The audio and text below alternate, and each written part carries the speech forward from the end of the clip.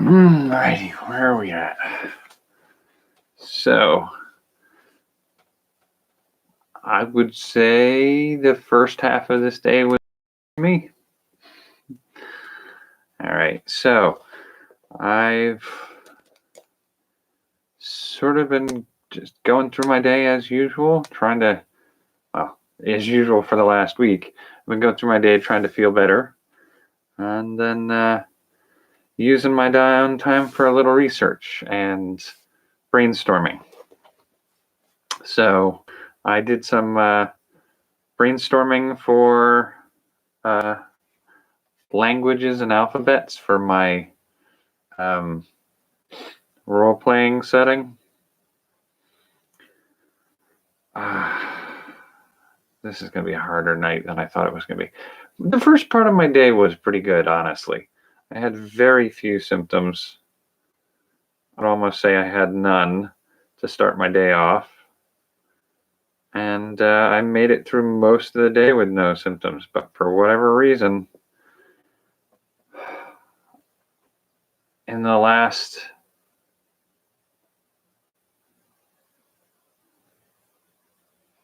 hour and a half to 2 hours, I'm feeling it now.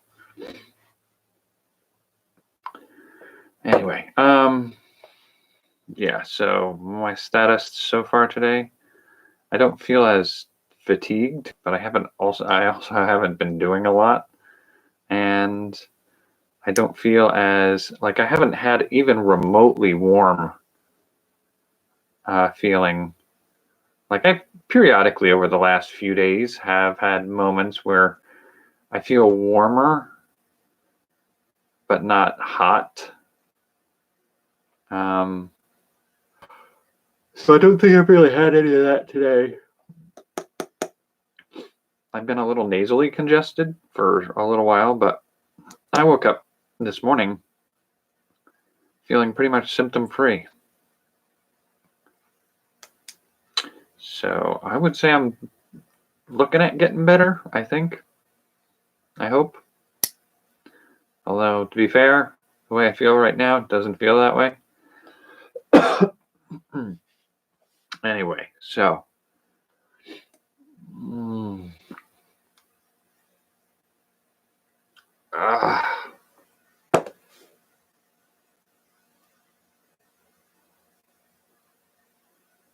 yeah, it's really degraded in the last half an hour.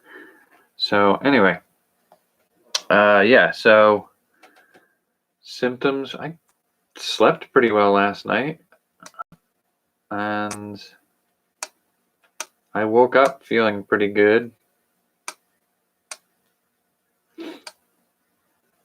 I ate breakfast, did okay. Even had some candy, did okay. Finished off some of the jelly beans. I did some research for my projects. General just goofing around. Then I had what I would consider lunch. It was okay for a bit, but I'm sort of hitting that point now where I'm feeling more of that tired lung feeling or irritated lung feeling. But I guess that's what it is. We'll see if that just continues to be an issue where I'm going to be up and down with the symptoms. I'm going to have chunks of days where I feel like nothing's wrong, and then I'm going to have chunks of days where it's going to be distinctly feeling like crap. Thanks. Anyway, so one of the things that I woke up from my rest last night with was the idea of playing around with making constructed languages, or at least the alphabets for constructed languages for the races of my campaign. So one of the ones that came to mind was like the dwarves, the Duergar. their theme is very Art Deco. So I was thinking of like doing an Art Deco style font that does not use Romance language letters. So basing off of that, it would be little Deco logos, little Deco icons, I guess, that would be used for the letters of the alphabet. And then thinking about I want them to be very Slavic. So I would say a Slavic accent with a slightly more, I guess I would say like a Dutch or Norse language base, and play with that a little bit. But then I was playing around with the Andlang Fae, which are my elves of some variety, and I was thinking like, okay, so structurally I want their alphabet to be visually more flowing, because their theme is more of a,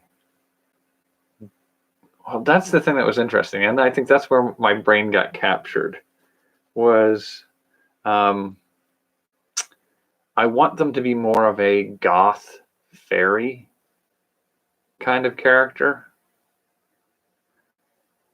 And so I was looking at Gothic calligraphy, where you have a lot of the standard calligraphy that we're most familiar with, where you're usually, when you're looking at those, they're done with a thin wedge-shaped pencil tip or a pen tip.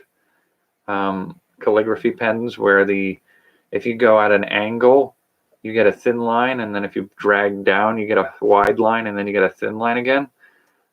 A lot of those Gothic scripts use two thick vertical lines that you can work on, and then you connect them with the thin horizontal lines.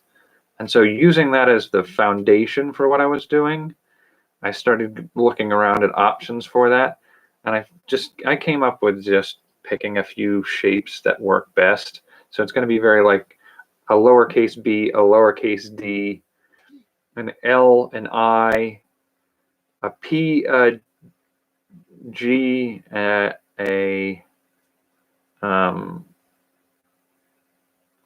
O, a Q, and a sort of like a cursive F are made with things that I can do those shapes with. And then I was looking at structuring it because I want the race to be structured around the idea of sort of like a cross between Irish and Japanese, as silly as that sounds. So I've been playing with this all day, and I've been having a fair amount of fun working on a creative project again. The approach I'm taking to this is katakana is a sort of a phonetic alphabet for Japanese. It's primarily used to say words that are borrowed from other languages. And the way they do that is they've got 10 consonants and 5 vowels, and they are always put into consonant vowel pairings.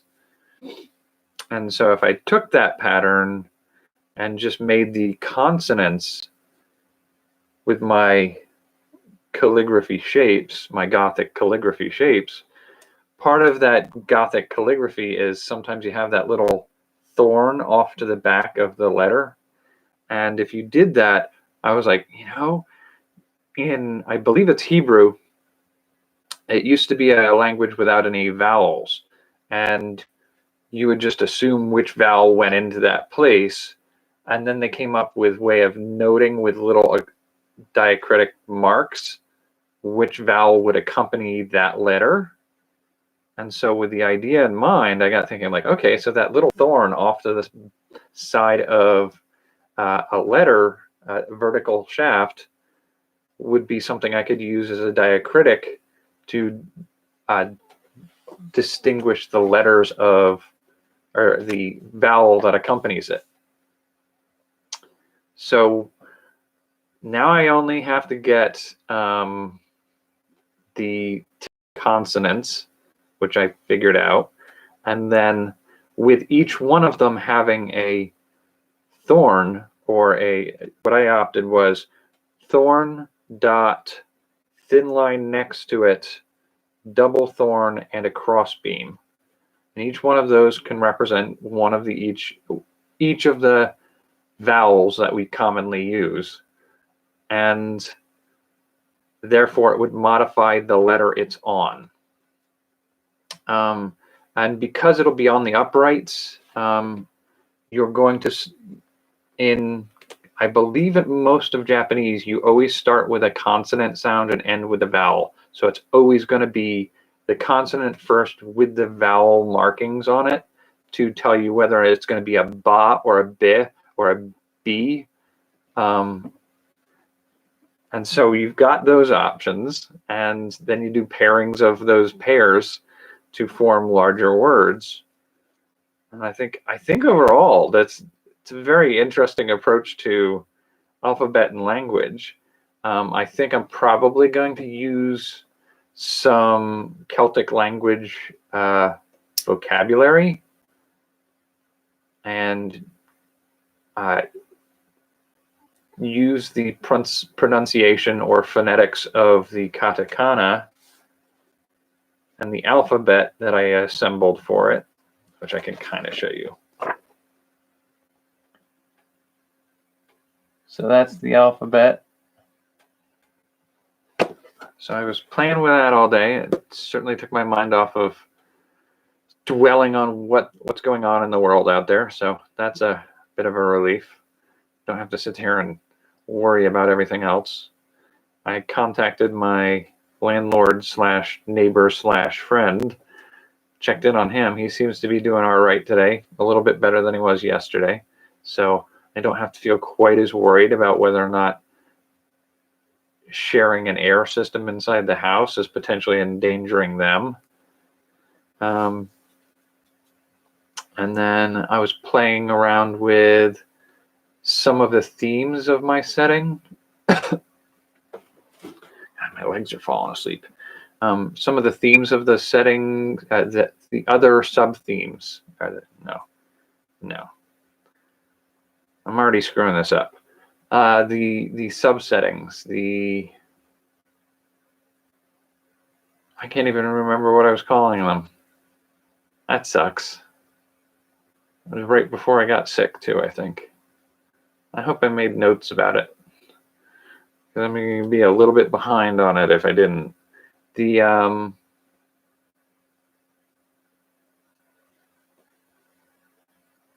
myriad realms, or whatever it was I was calling it. The big one that I had to play around with a little bit more definitely was the infection apocalypse, the parasitic apocalypse. We started that setting out, and we had begun with the premise of it's a fantasy setting, but played up as like a modern day fantasy setting where you have cities and cultures that are very similar to what we have right now, but the setting is meant for those settings, that setting to collapse. But in order to really get a sense for that beforehand, you have to figure out like who were they before they collapsed. So like in my Sentinel setting, they're not a collapsed society. You've basically got pretty much humans only, and you're building around the premise that the monsters are mutations on humans. In the Serpent's Children setting, they are pretty much all variants on Medusa. And so you have the Medusan dwarves and the Medusan elves equivalents. And that's sort of how you build on that. For the parasitic infection one, I wanted to go a little bit more of a not a one race setup. And one of the things that had been on my mind was to have humans, half-orcs, and maybe another one or two races. And if I were to do that, though, half-orcs, again, are one of those that don't appear in any of the other settings. They're unique to that setting. But having a half-orc sort of implies having orcs. At least that was the problem I kept running across early on, was, do I really want to do half-orcs and orcs in the setting? Do I want to have a colonial Jamestown colony where you have orcs and half-orcs and humans in that regard? How would you do that? And I really got to a point where I was sort of like, I think I'm overcorrecting here. And I went back to really thinking about it as, if we look at our own world, we have the implications that once upon a time there were Neanderthals. And since then, the Neanderthals are gone, except for we have some of their DNA in our system. So there's a part of me thinking like, okay, maybe that's what we need to do, is you can have half-orcs and they can breed true. So you can have a half-orc and a half-orc have a half-orc child. So you can do that just fine. And the orcs no longer exist in the world. So I think that's the way I'm going with that one. Still kind of brainstorming and trying to figure out where I'm going with any other races that we involve. So humans, half-orcs. I've debated whether or not I want to do dryads. That gets a little more complicated. But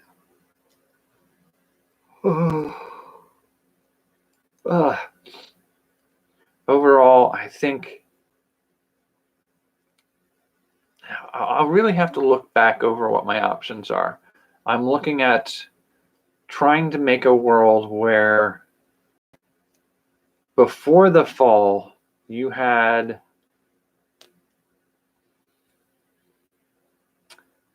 sort of somewhere between the Italian Renaissance and early 1900s kind of life, but instead of the steam engine and those types of things, they resorted to the use of magic technology.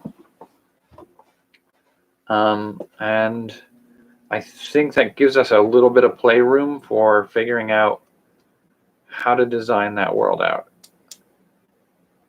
Eberron is sort of a fair example of what I'm talking about with a lot of that.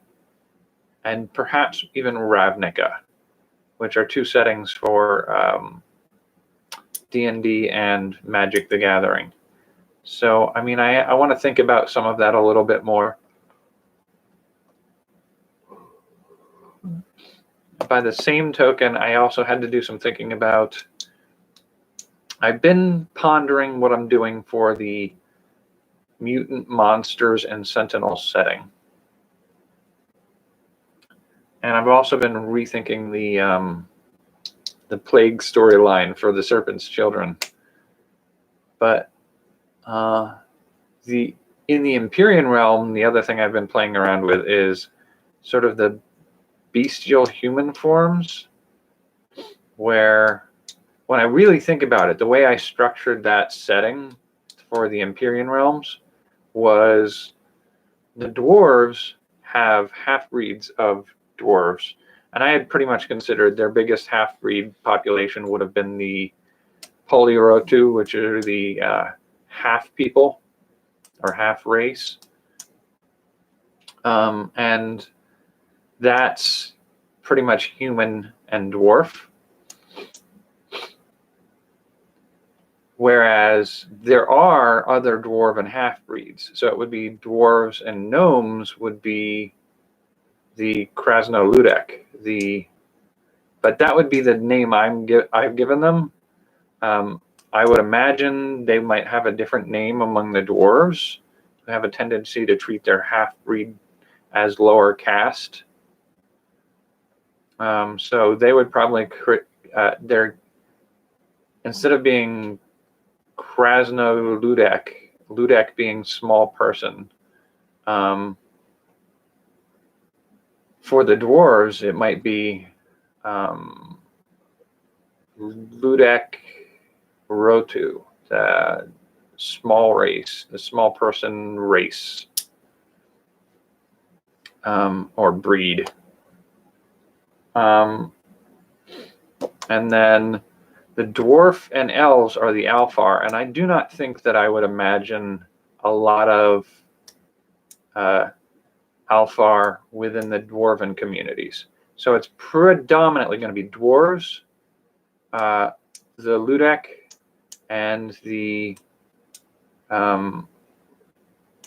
Polyoruto, the half humans, half dwarves, are your dominant populations within that community. The elves are probably going to be pretty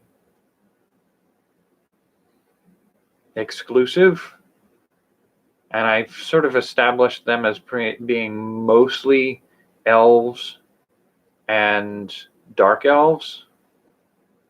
But they're also going to have populations of essentially flesh golems, probably made largely from some of the Borean races, the kobolds, trolls, and whatnot, pieces of those. Maybe some of the dark elves, the drowish characters. But I'm feeling like potentially a large portion of the population of flesh golems that they use as servant race are going to be made out of human pieces. So that sort of implies that both the dwarves and the elves currently have their made from humans servant class. And the gnomes, I had already sort of figured out that I wanted the gnomes to be doing a little bit of the Island of Dr. Moreau business. And they were going to be augmenting animals into a humanoid form. And they were going to be augmenting themselves with animalistic aspects and becoming more anthropomorphic. So they're sort of blending the edges of what that looks like. And of the bestial races, we have things like mermaids and satyrs and minotaurs. They're all variants on humanoid animals. And so again, we have somebody who's potentially breeding or creating something from human materials and distorting them.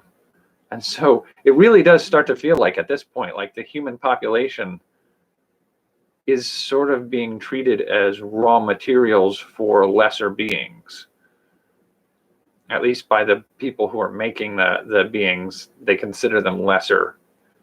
And so it's an interesting realization to come by, where each of those races have their dark side and their servant populations that they've created in one fashion or another.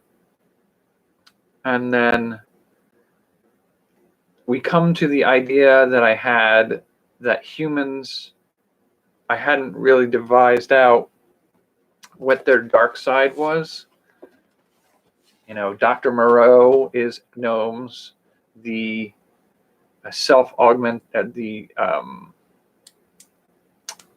organ grafting from other races for the elves and their flesh golems, servants, and the dwarvish harvesting from dragons and mythical entities. They each have their sort of like dark underbelly. And what were we going to do for humans? And the question really came to mind at a certain point of whether or not the flaw of humans being that humans are ultimately adaptable and can take any role. What if during the major conflict they were on both sides? So humans are sort of seen to be the traitor of the four races to the cause of the just and good peoples. And so part of that consequence of that traitor status was that they're sort of considered to be free game.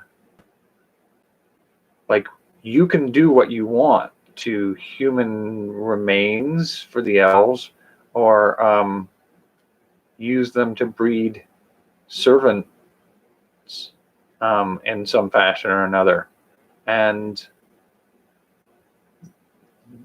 humans are seen to be less given to rights. They inherit the penalty that they earned from their betrayal. So there's sort of like a sense of that.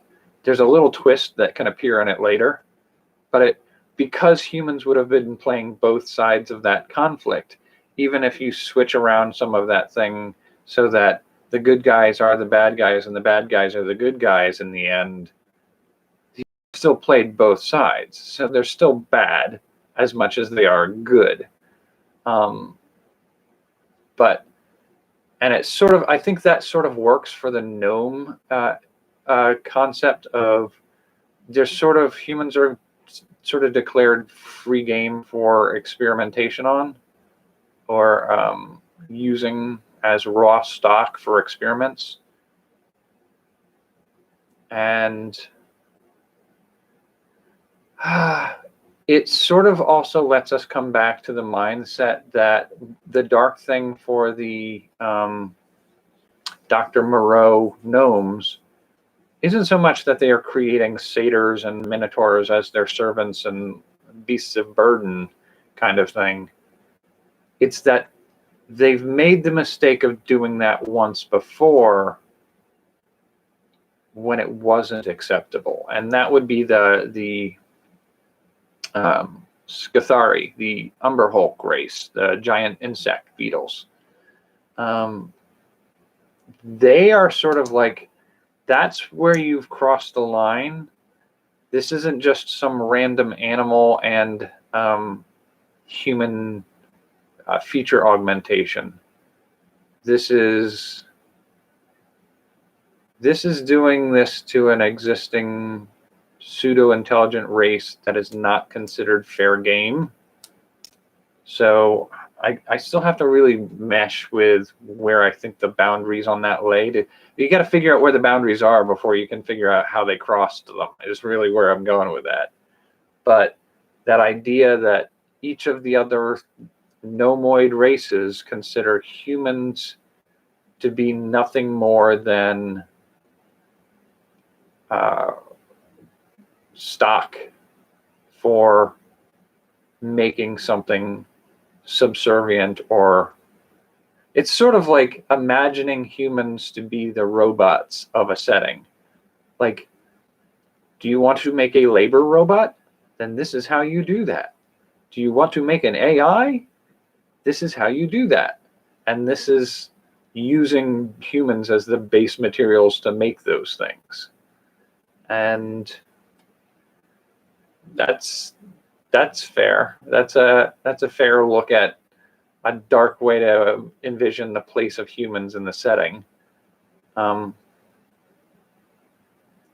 just really kind of need to figure out the fine details. Do the satyrs start as goats and they're blended with human features, or do they start as humans and they're blended with animals?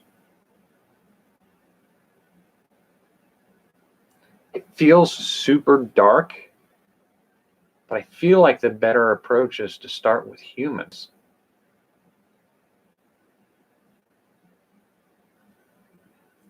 Because in the long run, that means that the Scathari are a problem, not because you've humanized, not because you've abused a race to make a servant out of it,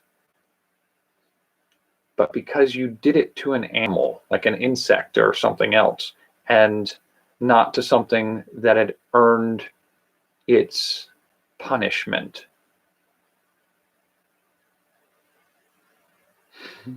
That's super dark. And if anybody wants to play a human character, that really puts you in a position in the gameplay where if you interact with the other races, they're not going to have a good reaction to a wandering human that's not owned or being altered in some way. That's like the elves will want to harvest organs from a human. The dwarves will see them as breeding stock for breeding more hardy races that are valuable, like the half dwarf. The gnomes will see them as something that you can operate on and twist into the chimeric races, the minotaurs and the satyrs.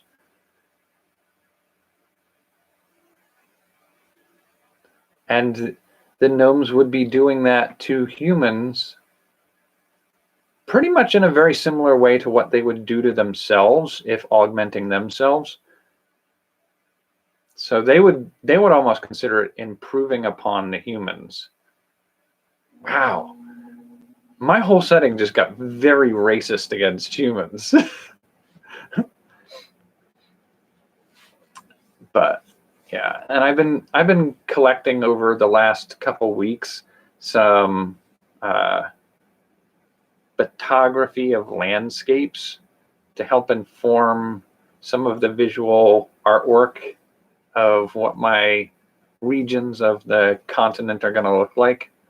Like the little islands are going to have their own look, and then, but the island cities are going to be predominantly some fields and whatnot for growing what they need, but also having a village or city on it.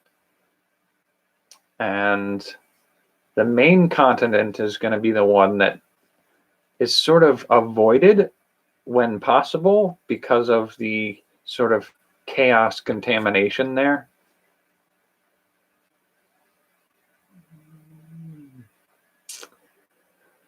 And the races there are always going to be vastly altered from, like the kobolds. There are going to be multiple forms of kobolds. There are going to be multiple forms of trolls. There are going to be multiple forms of the bird folk and the slimes that make up, or well, I guess it's the doppelgangers that make up the different populations of creatures. And that's all fairly contingent on that mutation that can happen in the environment of the main continent.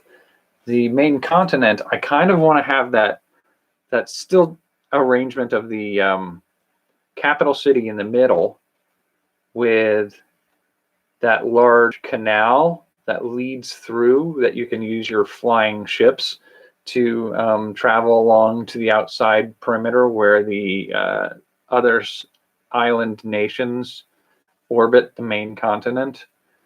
But I'm also debating whether or not there are other canals that lead away from the main canal or the lake itself further into the continent. And I'm also debating whether or not, well, I'm not really debating this part anymore. I really want the edge of that lake that the capital city is in the center of, where it floats, as if an individual island within a larger continent. The edge of the lake, I kind of want to be sort of like, not quite a crater, but I want it to be mountain range and then like a channel through that mountain range all the way through, so that you have that empty space in the middle that you can float your main city. And I want it to be in such a way that you can imagine, sort of like you would in a large lake, you might have a lot of boat traffic towards the coast of the lake, the beaches, back and forth from the continent to the capital city, and then out the canal out to the flying islands. And if I want to do mountains with a sort of like an icy peaks that descend into a few like high valleys that could be very Norse-like setting, but as they descend down, you get down to more of a plains or grassland, hills and grassland, before you ultimately get out to the main part of the continent, which is going to be desert and wasteland. And then when you get back towards the edge of the continent, you're probably going to start to see a few of like a swamp or maybe some grasslands again before it drops off into the open air. So that's sort of my thought of the structure. And so I've been gathering pictures that help me figure out what I want that to look like. We're coming up on 35 minutes, and I'm starting to feel the lag right now in my like, I feel like I'm downgrading. I started the day so well, and now right now I'm feeling kind of crummy, which is not where I wanted to finish the day. But I'm going to play with this a little bit more.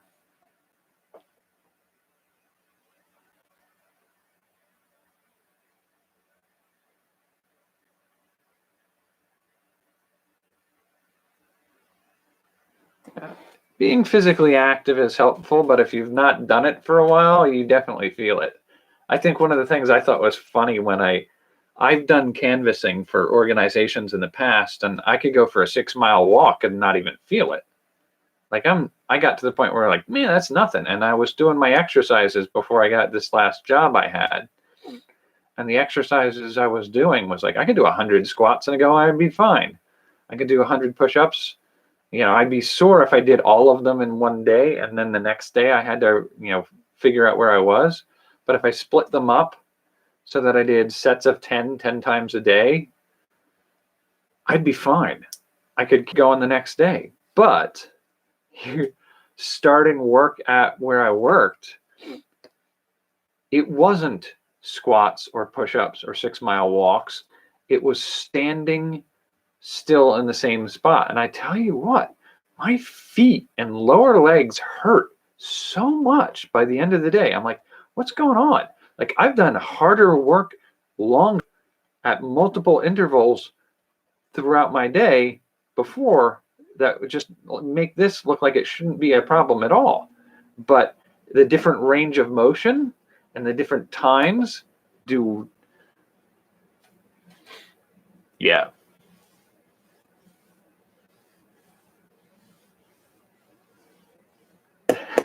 It's always nice to keep the lady happy, right? Keep the lady of the house happy. That's how that works.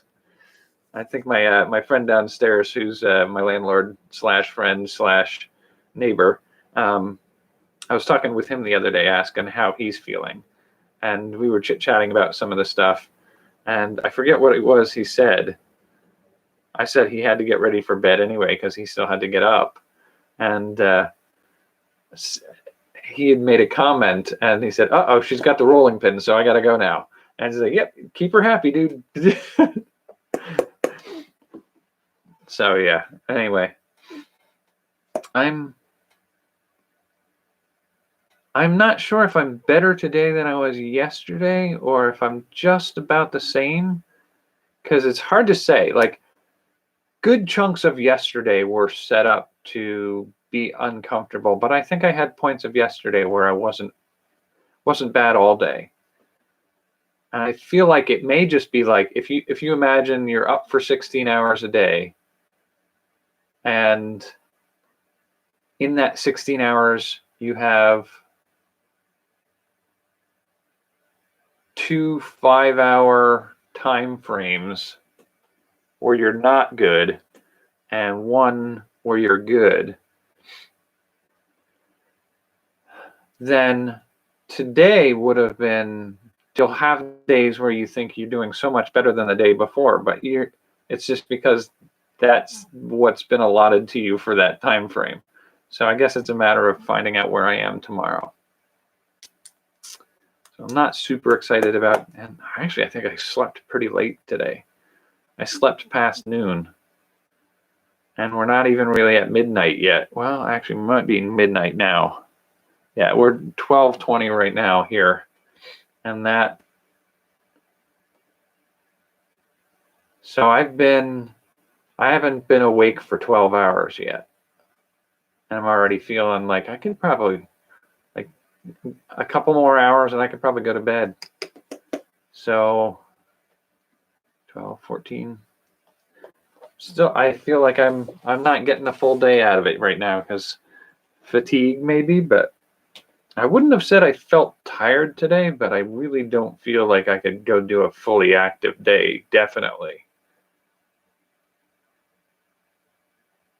Hoping to see by the end of this week that I'm potentially full on recovering from that point on.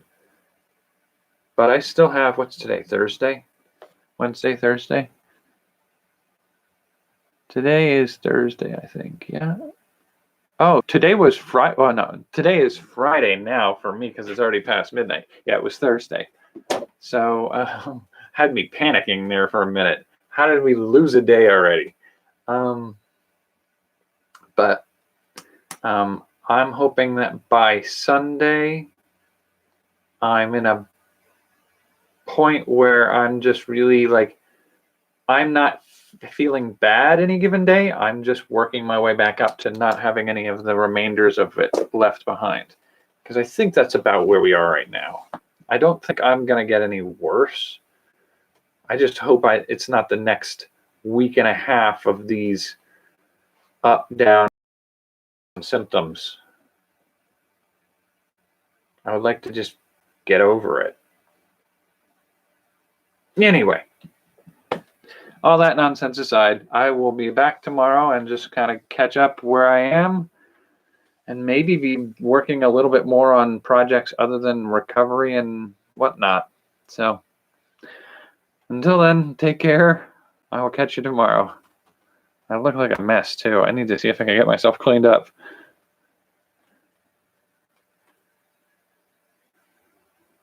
Take care. I did write that out at one point, didn't I? I don't have to keep doing it by hand.